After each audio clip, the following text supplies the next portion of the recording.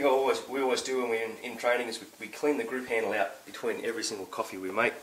You can see there it's absolutely clean. That is right up to temperature. Okay, and the reason being, you see coffee shops where they'll leave the handles off. You never do that. You leave it up here, so there's no loss of heat during the extraction process.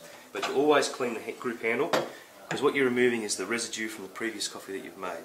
If we're going to make it a coffee that's perfect every time, what I'm going to want to do is make sure that there's no residual coffee left in there from the last coffee I've made. So that again brings in impurities and all sorts of, I guess, bad stringent tastes that have been extracted from the previous coffee.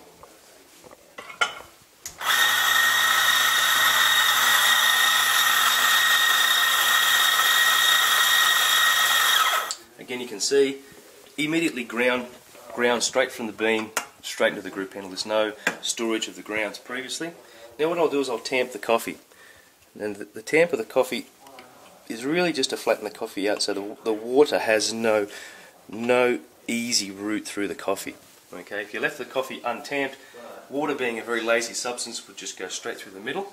And what you actually want to do is you want to force the water to spread across the surface and soak through the ground coffee. So what you want to do is you want to extract as much as possible of that 28% of desirable qualities out of that coffee, rather than the water go straight through the middle. Okay, so put the straight on the grip handle, put the cup straight under. You'll notice that I do not leave that coffee in that handle for very long.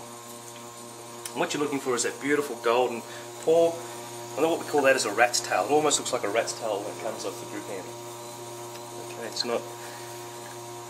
And automatically you can see that crema starting to form. It almost looks like a Guinness while it's pouring in the cup. See the black coffee coming in underneath, and the beautiful crema sitting on top.